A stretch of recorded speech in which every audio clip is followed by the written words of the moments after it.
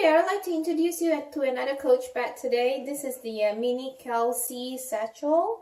The color here is called the Milk and Black.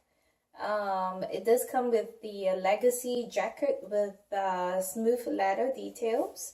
It does come with gold color hardware, as you could see a gold color logo here, and a leather hand tag on the side here. If you're looking for something crossbody, really small, this is definitely it. It's pretty light in comparison. So it has this, I open up a little bit, but the strap here for crossbody wear. And let's take a look at the side, at the bag. On the other side, so it has a combination of this smooth leather to make it more interesting or pop. And at the bottom is smooth leather right here.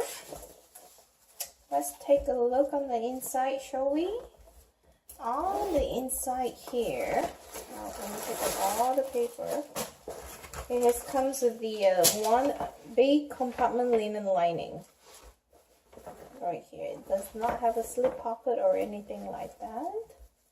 And let's compare this to the size of the water bottle to see how tiny it is. There you go.